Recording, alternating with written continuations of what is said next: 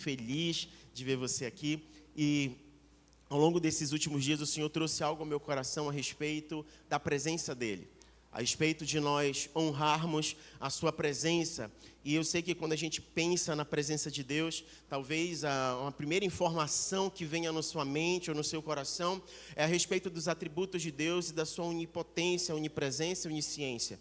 E quando a gente fala da presença de Deus, então pensar em Deus como Deus onipresente, estando em todos os lugares, a gente fica imaginando então como isso seria possível. A realidade é que a Bíblia diz que o Senhor é Espírito. 2 Coríntios 3,17 diz: o Senhor é Espírito e onde quer que o Espírito esteja, ali há liberdade. Então a gente percebe que a própria Escritura dá uma referência a respeito de quem Deus é como Espírito, e Ele se movendo livremente em todo o ambiente e transformando o ambiente onde Ele se manifesta, onde Ele se faz presente. Quando você vai para Gênesis 1, logo nos primeiros versículos 1 e 2, vai dizer que no início de todas as coisas, criou Deus os céus e a terra era sem forma e vazia, e o Espírito de Deus se movia sobre a face das águas. Então a gente tem uma manifestação e um mover do Espírito Santo de Deus, do Espírito de Deus sobre toda a terra.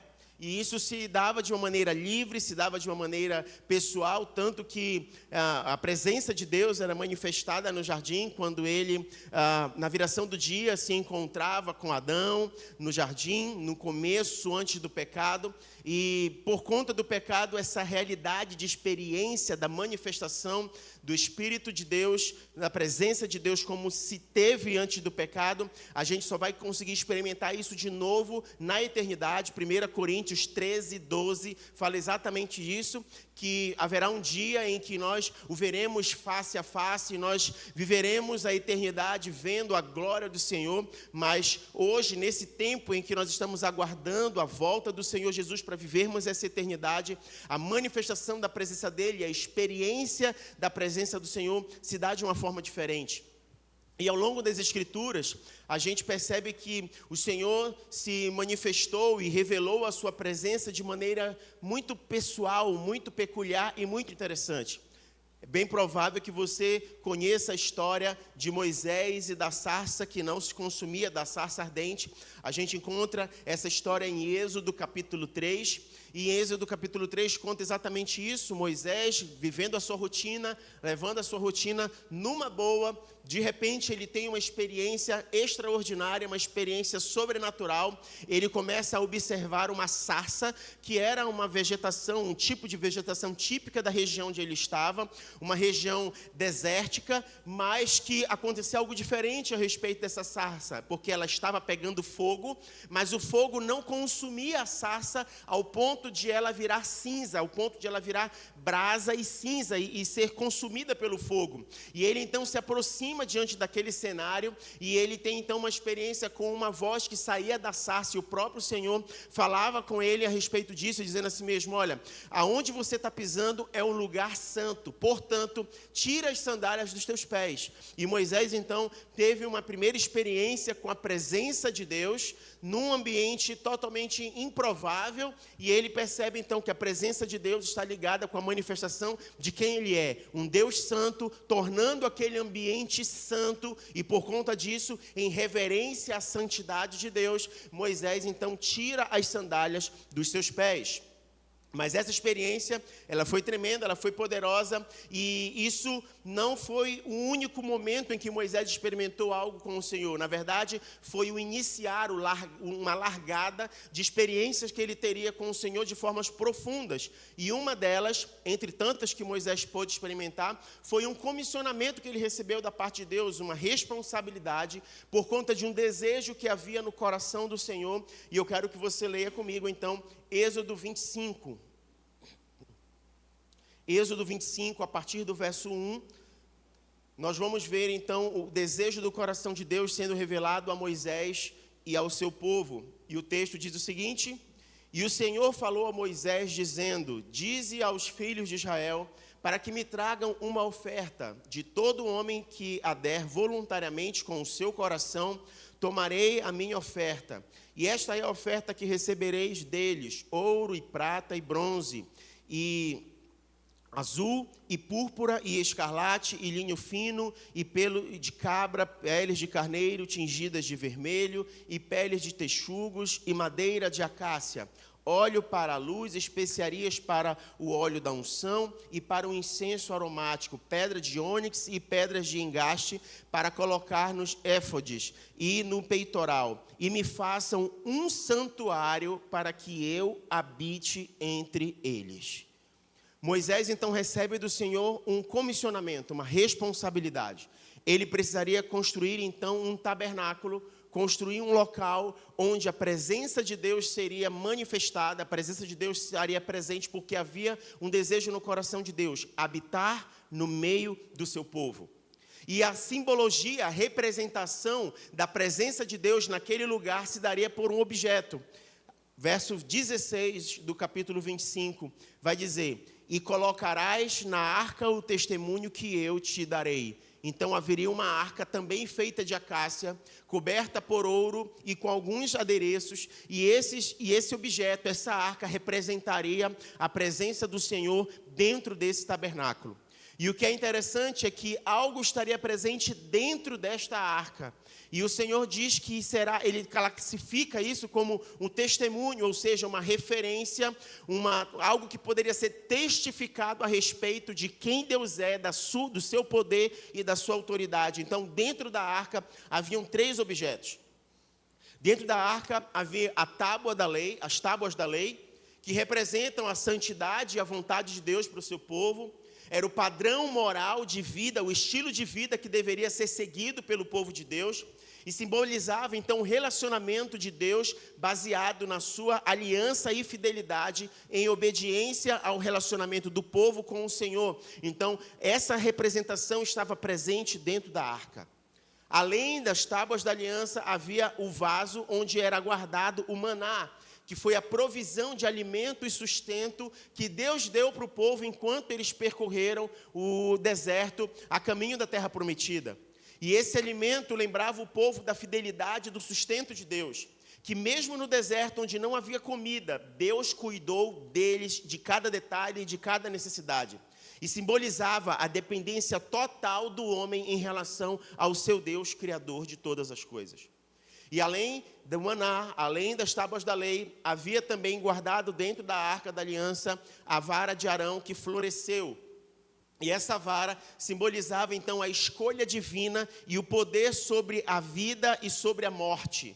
A vara era um pedaço de madeira morta que brotou amêndoas, provando que Deus valida quem Ele escolhe para liderar e para servir.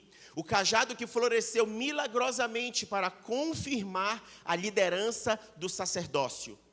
Então a gente tem 3 elementos guardados dentro da arca e eles carregavam consigo uma simbologia. E essa simbologia representava então a presença de Deus, ou seja, todas as vezes que o povo via o tabernáculo e todas as vezes que o povo lembrava do que estava dentro do tabernáculo, eles traziam à memória então a referência das experiências que eles tiveram com Deus. E Deus, então, passou de ser simplesmente um Deus distante e um Deus poderoso que criou todas as coisas para um Deus de relacionamento, que revelou fidelidade, cuidado, poder, autoridade para com o seu povo. E Deus, então, desejou e revelou o desejo: eu quero habitar no meio do meu povo, eu quero estar no meio do meu povo. E essa referência, ela precisava, então, ser respeitada e ser honrada. Tanto que haviam orientações muito específicas sobre como eles deveriam proceder no momento em que eles iriam percorrer ainda uma viagem, por exemplo, e a tenda precisaria ser desarmada e a arca precisaria ser transportada.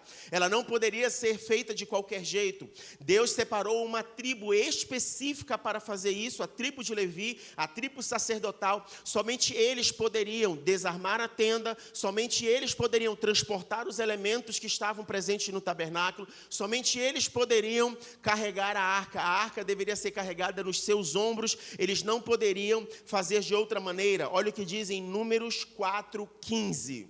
Números 4:15. Diz o seguinte: E quando Arão e seus filhos tiverem terminado de cobrir o santuário e todos os utensílios do santuário, no momento em que o acampamento estiver prestes a partir, então os filhos de Coate virão para levá-lo, mas no santuário não poderão tocar, porque senão morrerão. Essas coisas são a incumbência dos filhos de Coate no tabernáculo da consagração, da congregação. Só a tribo de Levi, só eles poderiam então pegar e transportar a arca da aliança, só eles poderiam transportar a tenda do tabernáculo. E talvez isso possa parecer muito estranho, muito esquisito para o nosso contexto. Por que que as coisas deveriam ser feitas desse jeito? Por que que as medidas deveriam ser seguidas da forma como foram, as cores? Para você ter uma ideia, Deus definiu a cor que deveria ter o tecido. Ele definiu de que maneira as madeiras de acácia deveriam ser revestidas, cortadas o tamanho. A direção para o lado em que o tabernáculo deveria ser erguido, Deus estabeleceu todos esses detalhes. As portas de entrada, tudo ele estabeleceu. E talvez isso seja estranho, a gente pensar por que Deus foi tão meticuloso com coisas assim. E, na verdade, quando a gente começa a se relacionar com Deus e conhecer a respeito dele, não tem como esperar algo diferente de um Deus detalhista. Quando você olha para a natureza e olha para tudo que ele criou, e você vai estudar, por exemplo, a vegetação e como as partes internas de uma planta se dividem, você olha do lado de fora e não imagina o detalhe de uma planta que ela carrega por dentro, dos veios, de tudo que faz parte da nutrição dela, das transformações que ela passa, por exemplo, para florescer, e a gente vê a sua beleza. Quando você olha para a vida de uma forma geral e você vê a complexidade do ser humano e tantos detalhes que nós carregamos, um Deus tão detalhista, só Ele seria capaz de apontar todas essas características e nos fazer de uma forma tão ímpar e tão complexa ao mesmo tempo. Só Deus poderia fazer isso, então não tem como não esperar da presença de Deus e não esperar de quem Ele é, uma manifestação tão real e tão preciosa de detalhes, carregada de detalhes, como só Ele poderia fazer. E diante desse cenário, do tabernáculo, do desejo do coração de Deus de habitar no meio do seu povo, algo aconteceu. Os filisteus entraram em guerra e entraram em batalha com o povo de Israel. E numa dessas batalhas, eles então levaram a arca da aliança com eles. Foi a pior coisa que eles fizeram. Porque o relato bíblico conta que depois que eles levaram a arca da aliança e colocaram no meio do seu acampamento, eles começaram a experimentar coisas que eles não esperavam. Eles começaram a experimentar doenças que eles não esperavam ter. E eles começavam a se perguntar por que aquilo estava acontecendo com eles.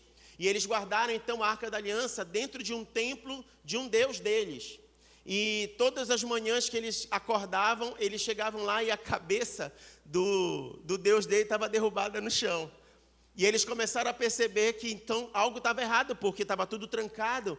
E somente então o Deus do povo de Israel seria capaz de estar fazendo o que estava fazendo no meio deles. Então, com medo de tudo aquilo que eles estavam experimentando, de doenças, com medo de tudo aquilo que eles estavam experimentando, o próprio Deus deles estava sendo decapitado. Outra ocasião, eles acordaram, as mãos deles estavam cortadas. Então, eles disseram assim, nós precisamos nos livrar disso aqui, nós precisamos devolver essa arca, nós precisamos devolver para Israel. E eles começam, então, um processo de devolução. Eles fazem uns objetos de ouro para mandar junto de uma carruagem, um carro de bois, e eles, então, levam a Arca da Aliança de volta para o povo de Israel. Interessante que eles escolheram novilhos que não tinham ainda ainda estavam novos, não tinham sido usados de nenhuma outra maneira para o trabalho. Eles separaram de uma maneira muito específica para transportar a Arca da Aliança e devolver a Arca da Aliança para o povo de Israel. E onde foi que a Arca da Aliança foi parar? Ela foi parar na casa de Abinadab. Abre comigo em 1 Samuel 7, versículo 1. 1 Samuel 7, 1. A arca foi levada para a casa de Abinadab, e os homens de Queriate Jearim vieram e ergueram a arca do Senhor e a trouxeram para dentro da casa de Abinadab, no outeiro, e santificaram Eleazar, o seu filho, para guardar a arca do Senhor. E sucedeu que, enquanto a arca permanecia em Queriate Jearim, o tempo foi longo, pois se passaram 20 anos, e toda a casa de Israel lamentava pelo Senhor. Essa época foi uma época em que a espiritualidade do povo estava muito fragilizada. As pessoas estavam desonrando o nome do Senhor por conta da influência do paganismo. Eles estavam querendo cultuar a Deus da mesma maneira que outros povos cultuavam outros deuses. Deus já tinha dito para eles como eles deveriam adorá-lo. Deus, no momento da aliança, havia dito: vocês adorarão apenas a mim, o único Deus verdadeiro, Criador de todas as coisas. Então, adore ao Senhor de todo o teu coração, de toda a tua alma, com toda a tua força e com todo o teu entendimento. E Deus, através das tábuas da lei, também estabeleceu: não farás para ti imagem de escultura, a único Deus adorarás, somente a Ele prestarás culto. Então, o povo de Israel tinha uma característica para expressar o seu culto e viver a sua adoração a Deus. Mas a influência por conta dos outros povos estava levando o povo de Israel a querer cultuar a Deus de maneira diferente e trazer para os seus costumes alheios àquilo que Deus havia estabelecido. É como se hoje Deus esperasse de mim, de você, um tipo de comportamento, um tipo de postura, de reverência, de santidade, de adoração, mas a convivência com o mundo e a convivência com as coisas do dia a dia nos levavam a dizer assim mesmo: isso aqui não tem nada a ver. Isso aqui não tem nada a ver. Eu não vejo problema nisso daqui. E a gente começa então a admitir e a ter determinados comportamentos diante do nosso senso de julgamento de que não há problema algum. Eu sei lidar com isso, eu não vejo isso aqui um problema. E o grande detalhe é exatamente esse: o nosso olhar e a nossa perspectiva sobre as situações. E nesse caso havia uma perspectiva de Deus. Deus havia se pronunciado como Ele deveria ser adorado e qual deveria ser a postura do povo em relação ao seu Deus. Havia na Arca da Aliança as tábuas da lei que diziam exatamente os princípios morais e o estilo de vida a ser seguido pelo povo. Diante desse cenário, diante dessa fragilidade espiritual, a Arca da Aliança ficou na casa de Abinadab e permaneceu ali por pelo menos 20 anos. Existem alguns teólogos que falam que a somatória total do tempo que essa arca ficou na casa de Abinadab foi de aproximadamente 60 anos. A mais, além desses 20 anos iniciais, se somaram mais 40 e cerca de 60 anos, essa arca ficou na casa de Abinadab. E sabe o que aconteceu? Não aconteceu nada. Eles não sentiram diferença nenhuma da presença da arca na casa de Abinadab. Nada aconteceu. A gente não consegue ter nenhuma referência bíblica que explique o porquê que não aconteceu. Mas, diante daquilo que a gente tem visto, da presença de Deus e como Deus se manifesta diante do seu povo, algo provavelmente estava envolvendo o fato da arca estar ali naquele lugar e nada acontecer naquela casa. Talvez de virar uma rotina, talvez de tratar a presença da arca ali como algo temporário. Olha, a gente não queria que ela estivesse aqui, veio para cá por necessidade ou coisa do tipo. Nós não temos nenhuma orientação bíblica específica do porquê que nada aconteceu naquela casa e de que experiência aquela família poderia ter pelo fato da presença do Senhor estar ali naquele lugar durante tanto tempo. Talvez tenha caído na rotina, talvez eles começaram a olhar para aquela arca como algo corriqueiro, algo habitual e não honraram ou não respeitaram, ou não se portaram com a devida reverência à presença de Deus, considerando a maneira em que o povo estava vivendo a sua espiritualidade naquele contexto, naquele momento. Mas, em certa ocasião, Davi foi estabelecido como rei e ele então se posicionou dizendo que era necessário que a Arca da Aliança voltasse para Jerusalém. Ele sabia que o lugar da arca não seria ali na casa de Abinadab, então ele entendeu que era necessário trazer a arca de Deus, porque ela não retornou para o lugar que deveria ter retornado durante tanto tempo. Passou o reinado de Saul, Saul nada fez, então Davi entendeu que era o momento de trazer a arca de volta para Jerusalém. Então, Davi se posiciona, 1 Crônicas, capítulo 13, verso 3, ele diz: e tornaremos a trazer para nós a arca do nosso Deus, porque não a buscamos nos dias de Saul. E apesar de toda a alegria e de toda a convocação dos levitas para que a arca fosse movimentada, o que foi que Davi fez? Davi transportou a arca da aliança da mesma maneira que os filisteus fizeram. Ele pegou então carro de bois e colocou a arca da aliança em cima e transportou com alegria, com boas motivações, com um desejo de trazer para o lugar correto a Arca da Aliança. Só que algo aconteceu, os bois tropeçaram no meio do caminho, a Arca da Aliança ia cair, e aí Uzá, que era sacerdote, pegou na arca para evitar que a arca caísse. E ele foi fulminado, ele morreu no mesmo instante.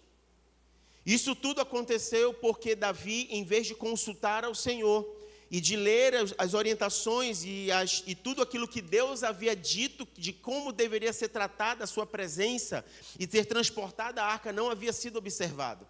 E o resultado disso foi a morte de Uzá, por conta do comportamento de Davi, que mesmo sendo rei, mesmo tendo boas intenções, mesmo querendo fazer a coisa certa de trazer a arca para onde ela deveria estar, a maneira em que ele fez foi a maneira errada.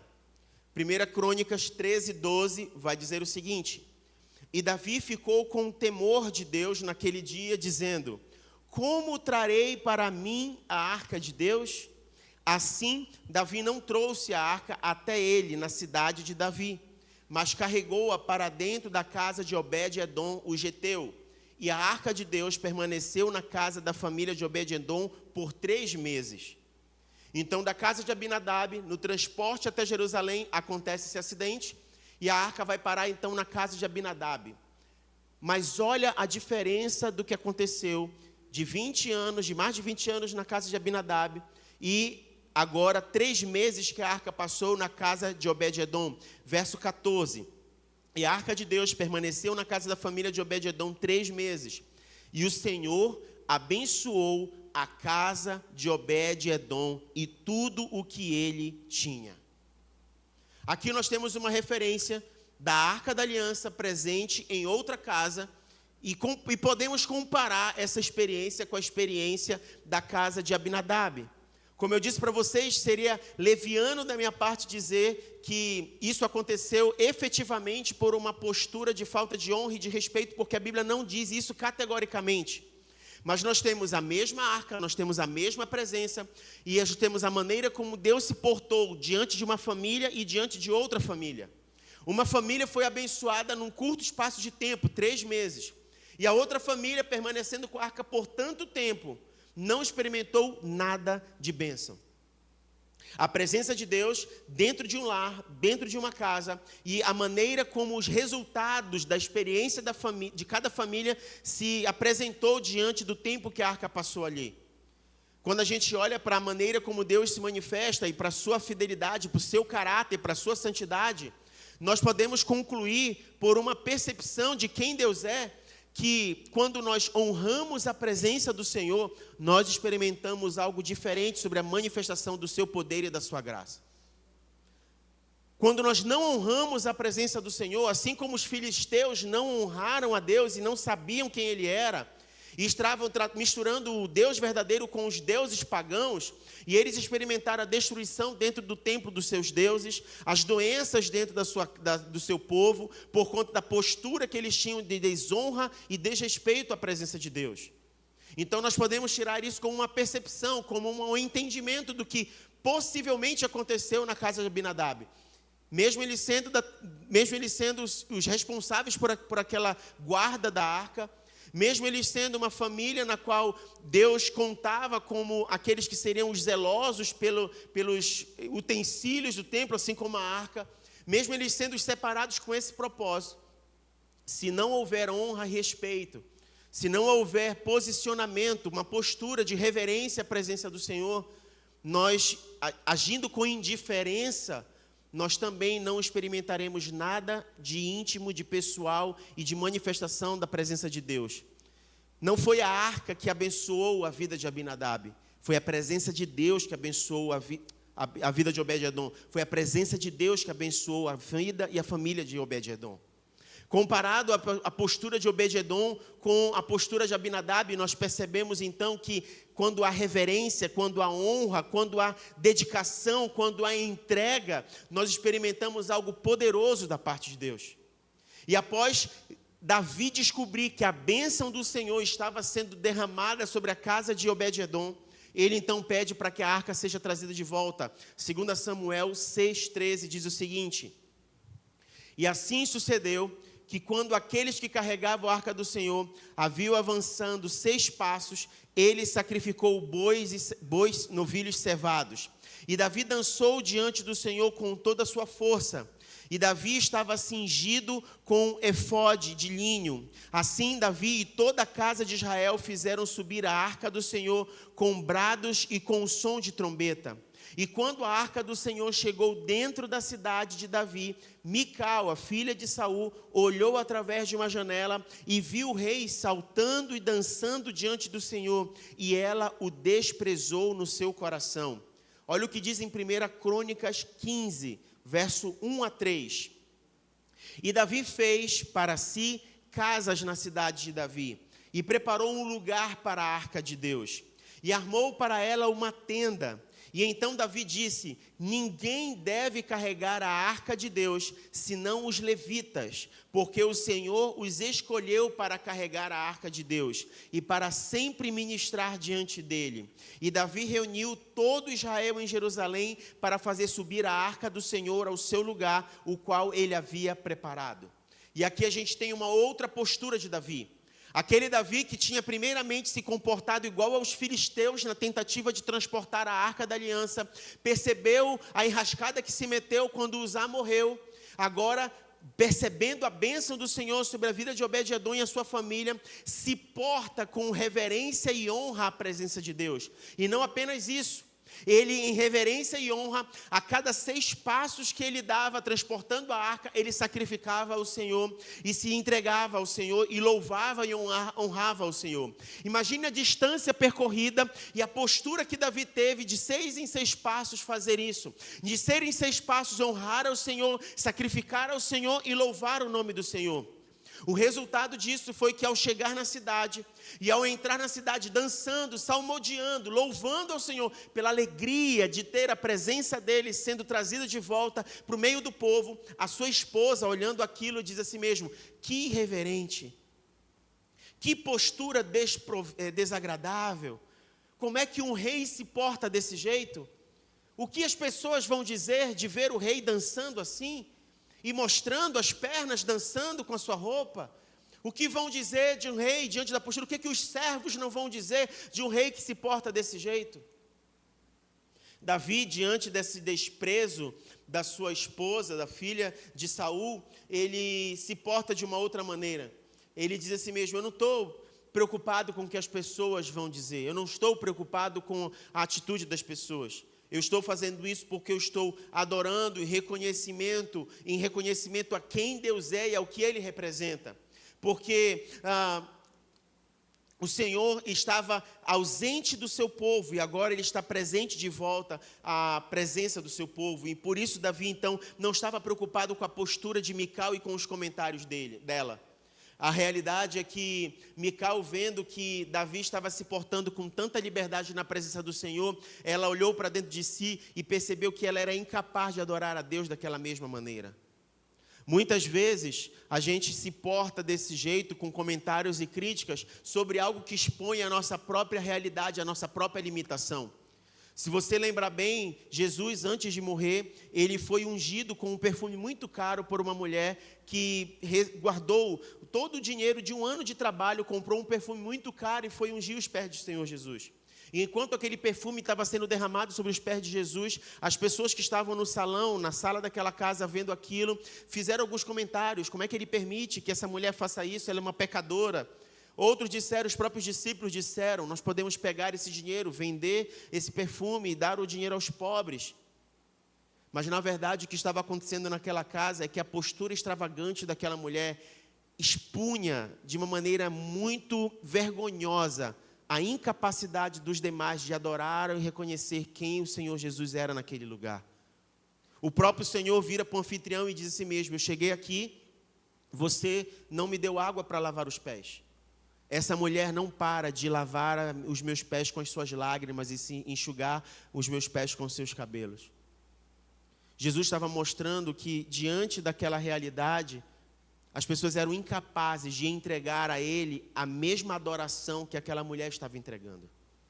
Da mesma forma, quando Mical olha para Davi e vê a extravagância na adoração de Davi, aquilo estava trazendo como se fosse uma exposição para ela. Ela era incapaz de adorar a Deus da maneira como Davi estava adorando. Às vezes, quando a gente se depara com uma situação como essa, a gente precisa vigiar e ter muito cuidado, porque a extravagância na adoração de alguém pode revelar, na verdade, o nosso medo, a nossa vergonha ou a nossa incapacidade de entregar a Deus uma verdadeira adoração e uma entrega total do nosso coração. O grande fato é que o que nós podemos aprender com essa história a respeito da presença de Deus na casa de Abinadab, na casa de Obed-Edom, e como isso se aplica e é trazido para os nossos dias, para as nossas vidas. O primeiro ponto é que a realidade da presença de Deus é totalmente diferente do Antigo Testamento para o Novo Testamento. Enquanto no Antigo Testamento a presença de Deus era manifesta pela arca dentro do tabernáculo, a gente vai ver no Novo Testamento de que o Senhor, Ele não habita em templos feitos por mãos humanas. Atos 7,48 vai dizer exatamente isso. O Altíssimo não habita em templos feitos por mãos, como diz o profeta. O céu é o seu trono, a terra é o escabelo dos seus pés, e que casa me edificareis, diz o Senhor, o qual é o lugar do meu descanso? O Senhor não habita em templos feitos por mãos humanas. E onde Ele habita, então? 1 Coríntios 3,16. Não sabeis que vós sois templo do Espírito Santo? E que Deus habita em vocês? E que Deus habita na vida de vocês? Habita em vós? Diferente do Antigo Testamento, onde a arca simbolizava algo, os elementos de dentro da arca testemunhavam a respeito de algo. A presença do Senhor, quando honrada e reverenciada, trazia resultados e efetiva bênção sobre uma casa. Na nova aliança, no tempo da graça, o Senhor não está dentro de uma arca, Ele não está dentro de um prédio, Ele não está dentro de um templo como esse. Ele habita no meio dos louvores do seu povo, Ele habita através da nossa vida como um templo do Espírito Santo. E como foi que nós nos tornamos essa habitação? Quando você abre João, capítulo 1, verso 14, você descobre algo muito poderoso a respeito disso. E a palavra se fez carne e habitou entre nós. E nós contemplamos a sua glória, como a glória do unigênito do Pai, cheio de graça e verdade. Quando a gente vai para a tradução do grego dessa palavra, o verbo se fez carne e habitou em nosso meio. Esse termo habitou, quando ele é traduzido do original, ele significa armar tenda. Então, quando a Bíblia diz que o verbo se fez carne e habitou entre nós, e está dizendo que o verbo se fez carne e ergueu uma tenda de habitação no nosso meio, fazendo referência exatamente ao tabernáculo do Antigo Testamento, onde a presença de Deus estava residida no meio do seu povo. Jesus armando tenda da presença de Deus, então Ele seria o tabernáculo da presença e a manifestação da presença de Deus no meio do povo, no meio daqueles que se tornariam discípulos, filhos do Senhor. E quando a gente vai para Apocalipse 19, diz o seguinte: o testemunho de Jesus é o espírito da profecia. Significa dizer que toda a vida de Jesus e todo o estilo de vida que Ele teve, tudo aquilo que Ele se portou e viveu, testificava a respeito de quem Ele era e de quem o enviou. O testemunho, então, é a representação de toda a marca carregada sobre quem Deus era na vida de Jesus, da mesma forma como nos dias de hoje, o testemunho da minha vida e da sua vida refletem exatamente quem Deus é para nós. Assim como as tábuas da lei estavam dentro da arca, assim como o maná estava dentro da arca, assim como a vara de Arão estava dentro da arca, para os nossos dias hoje, quando nós carregamos a lei do Senhor e meditamos nela de dia e de noite, é um testemunho de que nós pertencemos a Deus e de que Ele é nosso Deus. Da mesma forma como nós olhamos para dentro de nós e reconhecemos o que Deus tem feito em frutificar na nossa vida e nos feito glorificar o nome dEle pelo nosso estilo de vida, nós estamos testemunhando que nós somos propriedade dEle. Toda a provisão e todo o cuidado que Deus tem com a nossa vida, não permitindo que nada falte, é testemunho de que nós temos um Deus justo e verdadeiro, fiel e presente em todo o tempo. Significa dizer, então, que para a nova aliança, para o nosso tempo, nós estamos falando, então, que a nossa vida é essa marca da aliança do Senhor para com o seu povo. Que a nossa vida é esse testemunho que representa a presença de Deus aonde nós estivermos. Significa dizer que não precisa mais um tabernáculo para que Deus esteja presente. Não precisa mais de um prédio ser erguido para que a presença de Deus repouse ali dentro. Todos nós feitos à sua imagem e semelhança, a partir do momento que entregamos a nossa vida para o Senhor, nós carregamos o privilégio da habitação da presença de Deus. E todas as marcas que nós temos na nossa vida são a expressão da presença dEle, agindo e operando em nós e através de nós. Transformando a nossa vida de dentro para fora. Essa é a realidade que nós temos para os nossos dias. Mas eu preciso, com muito carinho, dizer algo para você. Nós precisamos aprender a honrar a presença de Deus. Porque não se trata só do fato de nós sabermos que somos templos do Espírito. Não basta só o fato de sabermos que somos a habitação de Deus. De sabermos que Ele se faz presente como Deus onipresente. E habitou e decidiu habitar em nós, nesse tempo da graça. Não basta somente isso. Quando a presença do Senhor ela não é honrada, nós deixamos de experimentar da sua bondade e da sua misericórdia. Quando a presença de Deus não é honrada, Deus não sujeita a sua santidade, o seu nome, para compactuar com aquilo que Ele não concorda, com aquilo que Ele não aprova, com aquilo que não faz parte da sua realidade, da sua essência de quem Ele é. Ou seja, não tem como nós dizermos que amamos ao Senhor e adoramos ao Senhor da boca para fora, se a nossa vida não testificar a respeito disso. Não adianta nós dizermos que somos do Senhor, se nós não honramos a presença do Senhor. Você já deve ter visto que algumas religiões, elas definem os seus seguidores como praticantes e não praticantes. Deixa eu dizer para você uma coisa, no Evangelho, no reino de Deus, não tem como você ser chamado um cristão não praticante. Porque o ser cristão já nos remete a um posicionamento sobre um estilo de vida e uma maneira de ser diante das situações e das coisas. As nossas escolhas, elas são pautadas pelo que a palavra de Deus diz. As nossas prioridades, elas são estabelecidas de acordo com o que Deus estabelece. A nossa maneira de viver, já existe um padrão moral de vida a ser seguido. Se você tem dúvidas sobre o que Deus pensa ou deixa de pensar a respeito de alguma coisa da sua vida, deixa eu dar uma dica para você de ouro. É muito importante que você leia a Bíblia toda, mas se você quiser começar por um lugar, para você começar a colocar em ordem algumas coisas dentro da sua vida, vou te dar uma dica aqui preciosa, e que você nem precisa esconder, pode contar para quem você quiser. Dá uma lida em Mateus capítulo 5, 6 e 7.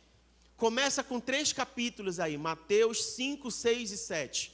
Se você estudar esses 3 capítulos de Mateus, você vai perceber que Deus está dando para nós, de presente, um esclarecimento sobre como nós devemos nos portar como filhos de Deus e como cristãos nessa terra.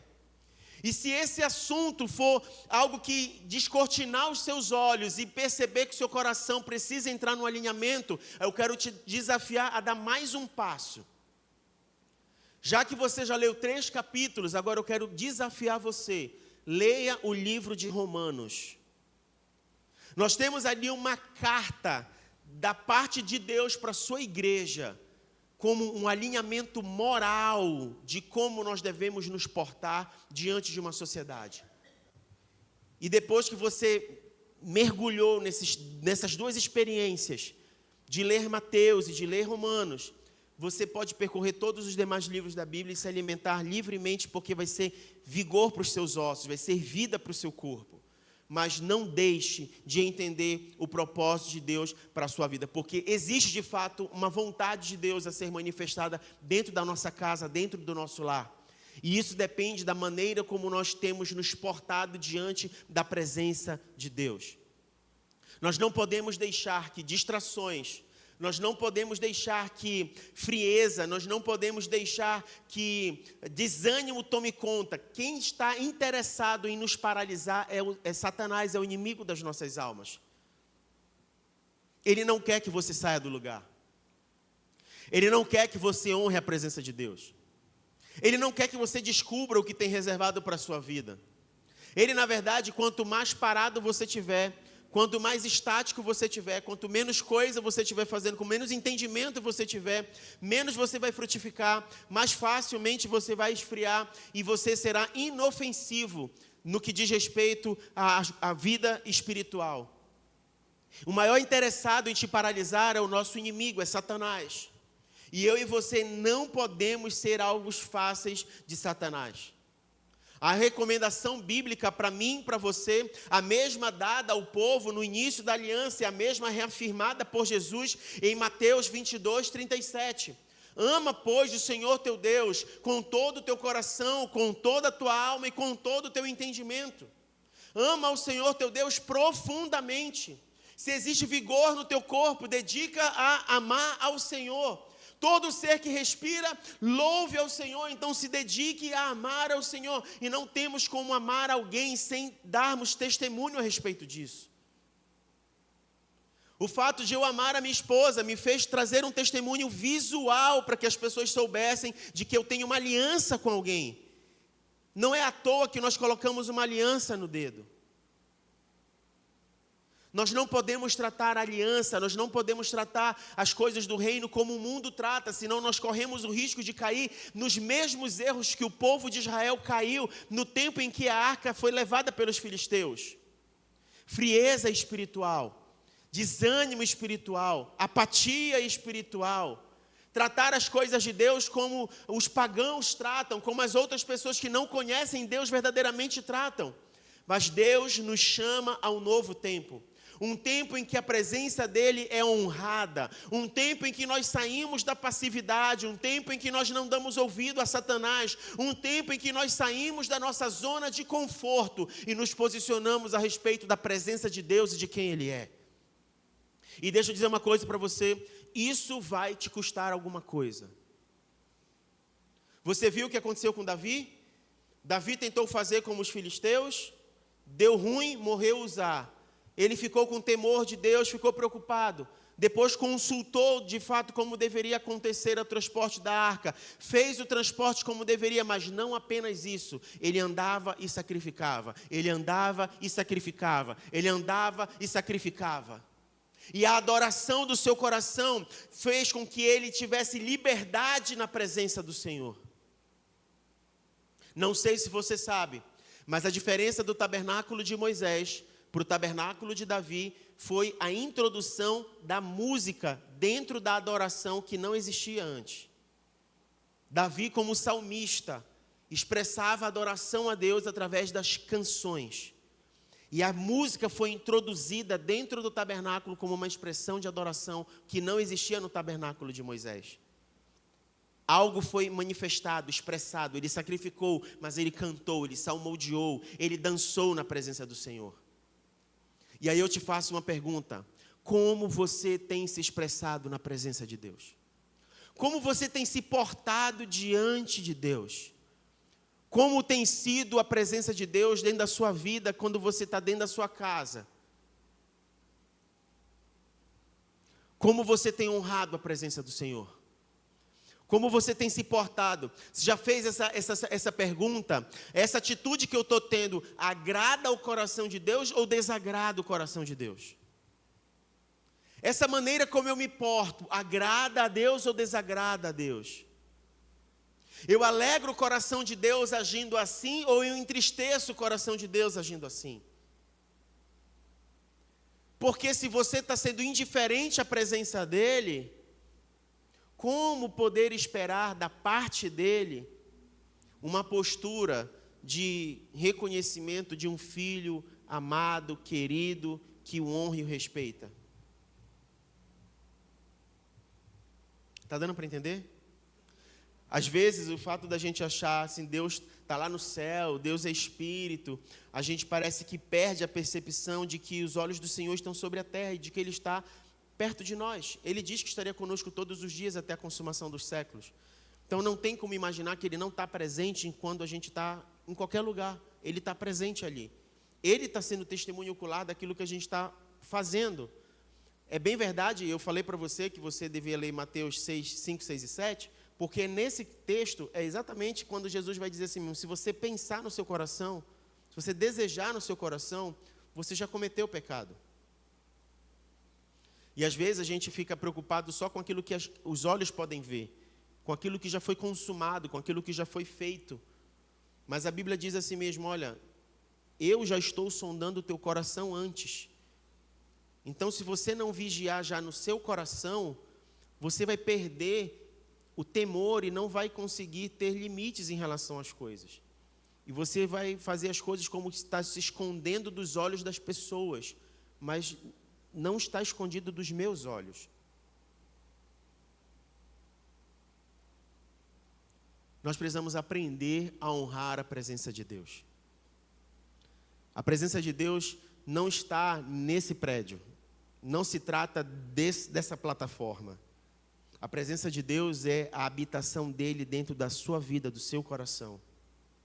E a maneira como você tem se portado diante desta presença. O que tem lhe custado para honrar esta presença? Que sacrifício, que preço você tem pago para honrar esta presença? O que nós somos capazes de fazer em respeito e honra a esta presença? Porque as bênçãos a gente quer, os livramentos a gente quer, a prosperidade a gente quer. A gente quer, na verdade, um monte de coisa, inclusive o céu. Porque quem quer ir para o inferno? Ninguém. Mas só tem um caminho que nos leva ao céu. Um caminho. Jesus Cristo. Só existe esse caminho. E esse único caminho que nos leva ao céu nos chama a sair de um estilo de vida para um outro estilo de vida. Esse único caminho nos chama a ter uma vida abundante. E vida abundante não é o estilo de vida igual as pessoas que não honram a Deus têm. Nós precisamos escapar pela nossa vida. E eu vou repetir uma coisa que eu já disse outras vezes aqui. O que Deus precisava fazer, Ele já fez. Porque Ele nos amou tanto que Ele já entregou Jesus. O que Jesus precisava fazer, Ele também já fez. Porque Ele já veio para esta terra, Ele já padeceu, Ele já morreu na cruz e já ressuscitou. Ele já fez o que Ele deveria fazer. E o Espírito Santo de Deus também já fez o que Ele precisava fazer. Ele já nos convenceu de que nós precisávamos ter uma novidade de vida. E um dia, eu e você entregamos a nossa vida para Jesus. Reconhecemos os pecados que a gente cometeu e a gente reconheceu que precisava ser salvo do nosso estilo de vida passado. Isso tudo já aconteceu.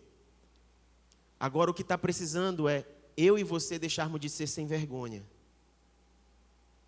O que está precisando é eu e você deixarmos de ser cara de pau. E achar que Deus não se importa com o que a gente está fazendo. Inclusive com o que a gente não está fazendo. Porque a inércia, o não fazer nada, também é tomar uma escolha. Eu sei que isso é pesado de ouvir, mas sabe quando a gente não pode perder tempo e a gente precisa dar atenção ao alerta que Deus está trazendo? Nós precisamos fazer alguma coisa. Não fazer nada não é uma opção. Se esconder não é uma opção. Mas deixa eu dizer uma coisa, vai nos custar. Vai nos custar porque vai tirar a gente da nossa zona de conforto. Vai tirar a gente do nosso sofá. Vai tirar a gente de dentro de casa. Vai nos custar algo. Vai nos custar algo. Vai nos custar o tempo de sono.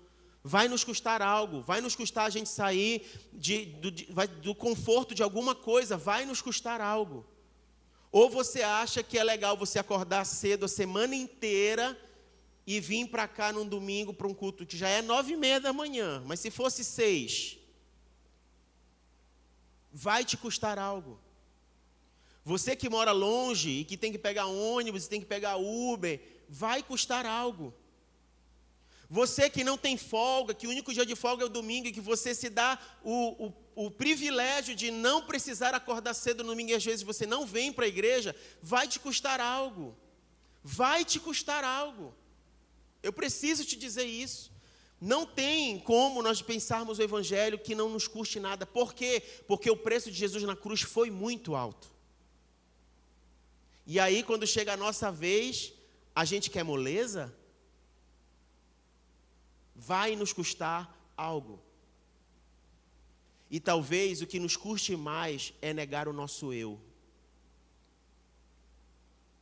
Porque geralmente as coisas estão ligadas a, mas eu já sei, eu dou conta, eu acho que não tem nada a ver. Talvez o maior preço seja o negar o nosso eu. E a Bíblia já disse, aquele que quiser seguir a mim, negue-se a si mesmo, tome a sua cruz e me siga. Negue-se a si mesmo, tome a sua cruz e me siga. Eu não sei qual é a sua cruz, eu sei a minha. E matar esse eu aqui todo dia não é fácil. Pensa num bichinho que para matar eu é dureza. Mas olha, que o Senhor tenha misericórdia da nossa vida, para que a gente não venha manter o eu vivo, para que a gente morra na eternidade longe do Senhor. E eu queria te convidar a se colocar de pé, para que a gente pensasse exatamente nisso. Sabe por quê?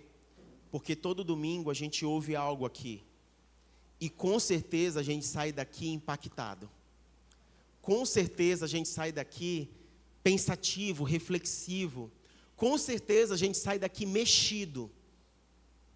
Mas a gente volta no outro domingo como quem precisasse de um novo chacoalhado, de um novo mexido, de um novo confronto. O que a gente tem feito nos outros dias? O que a gente tem feito com o que a gente tem recebido? Sair daqui hoje vai nos tornar práticos em quê? E eu queria que a gente orasse exatamente por isso hoje. Que você orasse hoje pedindo para que o Senhor, eu já entendi, o Senhor já me fez entender o que eu preciso fazer a partir de hoje. O que o Senhor espera de mim a partir de hoje. Quais são os lugares que o Senhor não me quer mais presente?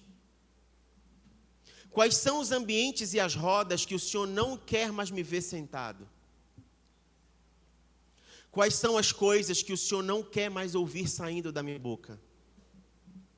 Quais são os pensamentos que te ofendem, que o Senhor não quer mais que eu os tenha? Quais são as prioridades que eu tenho dado e que o Senhor não quer mais que eu as tenha dessa forma? Vamos começar a organizar a casa. Vamos começar a organizar a nossa vida. Vamos começar a ter atitudes práticas. Talvez você precise tirar coisas fisicamente do seu estilo de vida, mas elas só vão sair do seu estilo de vida se primeiramente você tirá-las do seu coração. Enquanto essas coisas estiverem dentro do seu coração, elas não vão sair da sua vida. Mas o local de habitação do Senhor é justamente o nosso coração. E se Ele é o Senhor da nossa vida, do nosso coração, ou Ele toma conta de tudo, ou é a gente que vai tomar conta. Eu não sei você, mas eu acho que Ele está muito mais preparado para tomar conta do que a gente. Então, muito ajuda quem não atrapalha. É por isso que a gente tem que sair de cena e dizer, Senhor, vai tomando conta, é isso aqui que o Senhor espera de mim, a gente faz a nossa parte, vai deixando, vai mudando. E eu queria que a gente orasse por isso hoje. O meu desejo é que o Espírito Santo fale profundamente no teu coração e que Ele te faça ver coisas, lembrar de coisas. E a partir desse momento, a responsabilidade passa a ser minha e sua para se posicionar diante de tudo isso. A partir desse momento passa a ser posicionamento meu e seu do que precisa ser feito com tudo isso. E antes de sair das nossas escolhas, precisa sair do nosso coração. E talvez você precise entregar isso hoje diante do Senhor, colocar os pés da cruz hoje. Senhor, eu abro mão disso. Eu rejeito isso, eu não quero isso aqui. Eu escolho o Senhor.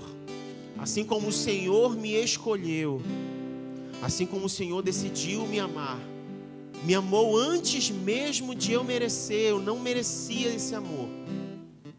O Senhor me amou. O Senhor me escolheu antes de eu te escolher. Que hoje você possa ter um posicionamento a respeito disso. Enquanto nós ouvimos uma canção, eu queria que você fizesse essa oração. E você não saísse desse momento de oração sem um posicionamento, sem uma decisão efetiva diante daquilo que o Espírito Santo está trazendo à sua memória e ao seu coração nesse momento.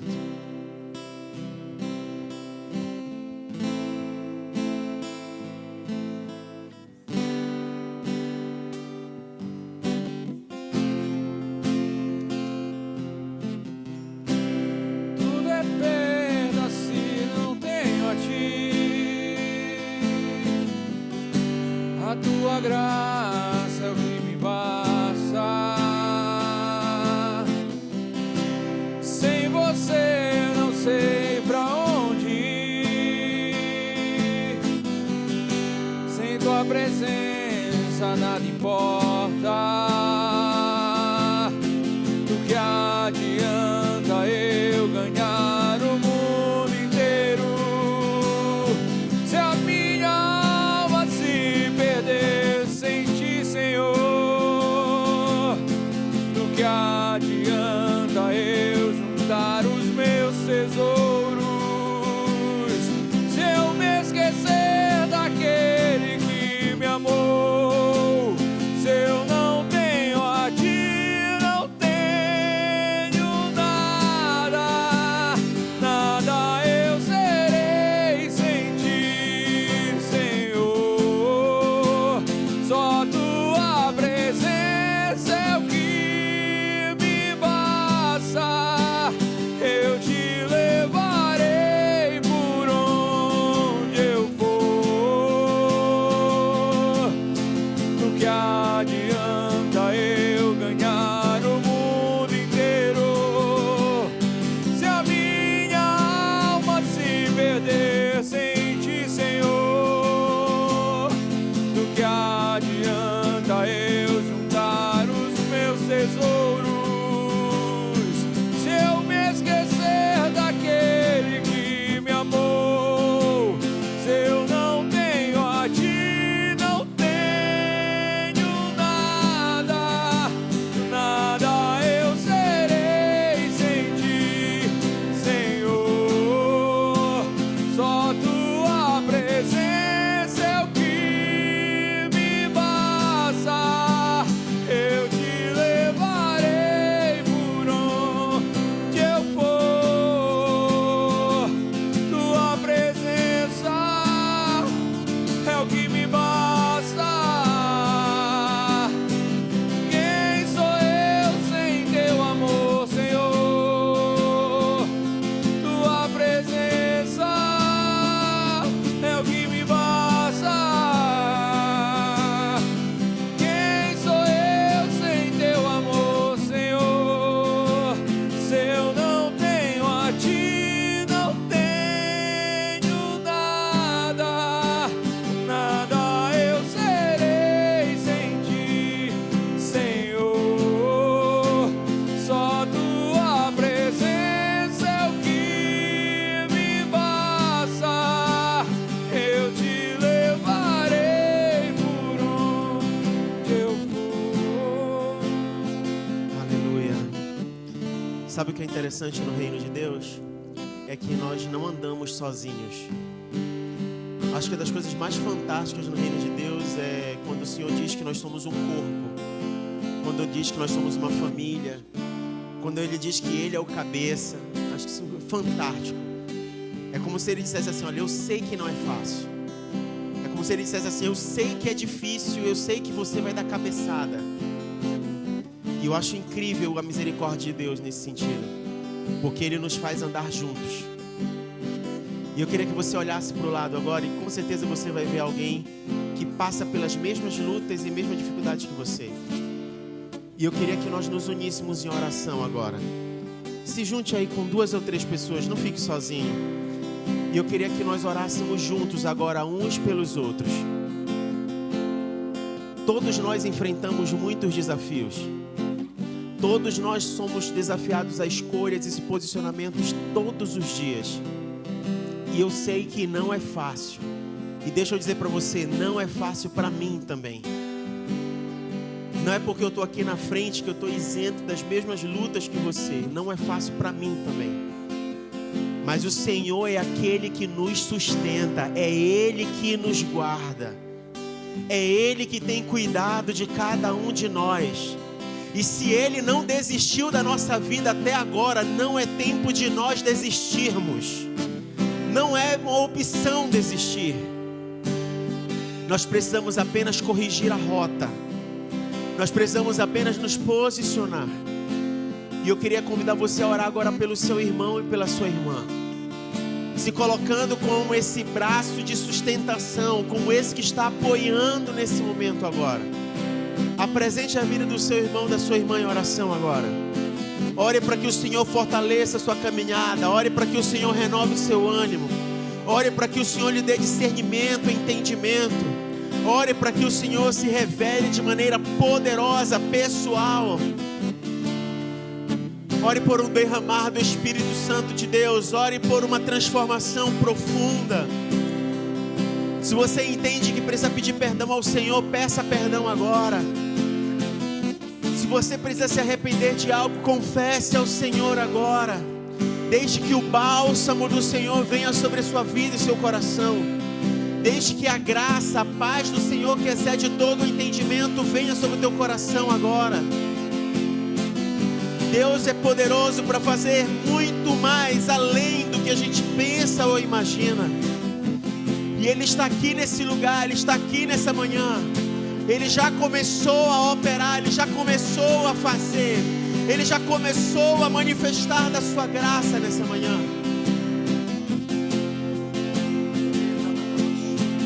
Não adianta eu ganhar o mundo inteiro se a minha alma se perder sem ti, Senhor. Do que adianta eu juntar os meus tesouros se eu me esquecer daquele que me amou? Se eu não tenho a ti, não tenho nada, nada eu serei sem ti, Senhor. Só tua presença é o que me basta. Eu te levarei por onde eu for. Querido Deus e Pai, nós nos apresentamos diante do Senhor na manhã desse dia. Nós, na verdade, não podemos esconder-nos do Senhor. O Senhor nos conhece intimamente. A palavra nem chegou à nossa boca e o Senhor já a conhece. Nessa manhã, Pai, nós queremos experimentar a correção de rota. Nessa manhã nós queremos, Pai, experimentar as coisas sendo colocadas no seu devido lugar.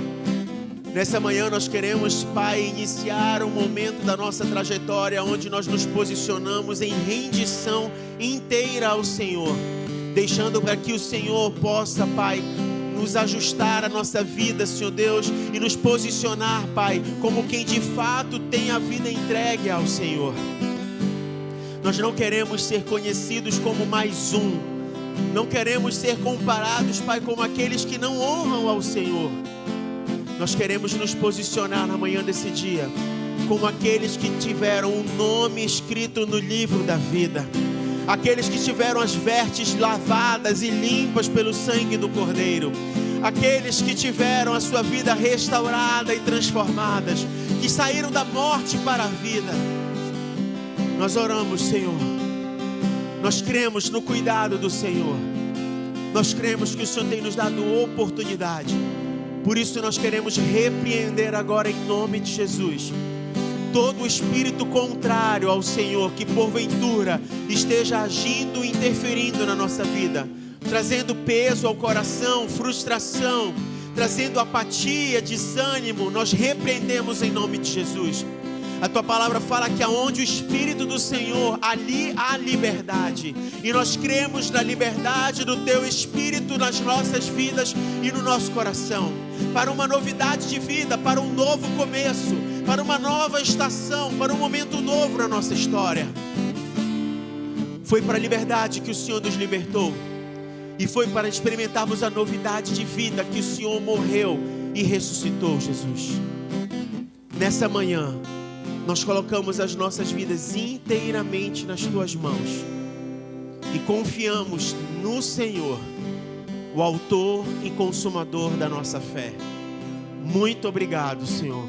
É assim que nós oramos, em nome de Jesus. Amém, amém e amém. Abraça seu irmão, aplauda ao Senhor. Dê um abraço bem apertado que você estava orando aí. Abençoe a vida dele. Diga assim mesmo, olha, se você precisar, pode contar comigo. Conta comigo, hein? Conta comigo, eu te amo, conta comigo. Tá aqui, tem 2 ouvidos para te escutar, conta comigo. Tem 2 joelhos para se dobrar em oração pela sua vida, conta comigo. Tem 2 mãos estendidas para te abençoar, conta comigo. Amém, conta comigo, conta comigo. E é por conta deste entendimento que nós vamos participar agora da ceia do Senhor. Porque a Bíblia fala sobre nós discernirmos o corpo e o sangue de Jesus. E não tem como nós não discernirmos o corpo e o sangue de Jesus se nós não pensarmos em família, se nós não pensarmos como igreja, se nós não pensarmos nele como cabeça e nós como parte desse corpo. Não tem como nós partilharmos de algo que nós não fazemos parte. Foi para esse propósito que ele nos resgatou.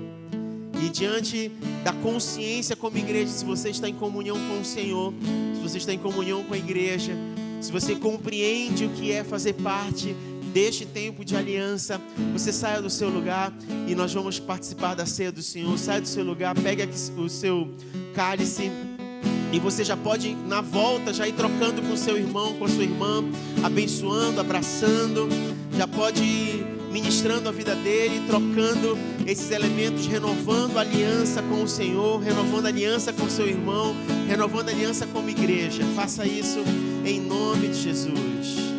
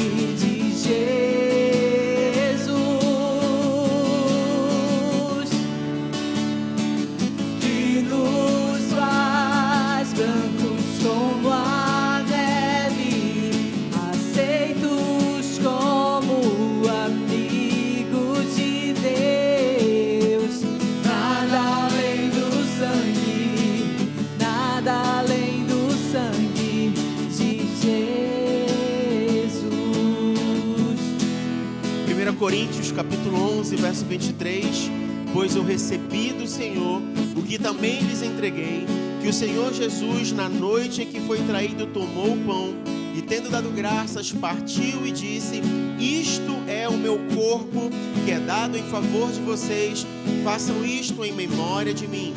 Da mesma forma, depois de cear, ele tomou o cálice e disse: este cálice é a nova aliança no meu sangue, façam isso sempre que o beberem em memória de mim. Porque sempre que comerem deste pão e beberem deste cálice, vocês anunciam a morte do Senhor até que ele venha. Portanto, todo aquele que comer o pão ou beber do cálice do Senhor indignamente será culpado de pecar contra o corpo e o sangue do Senhor. Examine-se cada um a si mesmo, e então coma do pão e beba do cálice, pois quem come e bebe sem discernir o corpo do Senhor, come e bebe para a sua própria condenação. Erga os elementos, vamos orar. Pai, nós consagramos a Ti nesta manhã estes elementos, o pão e o vinho, e nós reconhecemos, Pai, o Teu sacrifício através do Filho Jesus na cruz. E nessa manhã nós queremos cumprir esta Tua ordenança, trazendo à memória o sacrifício de Jesus. E como igreja, Pai, renovando a aliança com o Senhor, em obediência à Tua palavra, nós fazemos isso em memória do Senhor, até que o Senhor venha. Por isso, Pai, partilha conosco nesta manhã, nesse momento de mesa, onde nós participamos da ceia do Senhor, até que o Senhor venha. É assim que nós oramos, em nome de Jesus. Amém e amém. Você pode participar do pão e pode participar do cálice.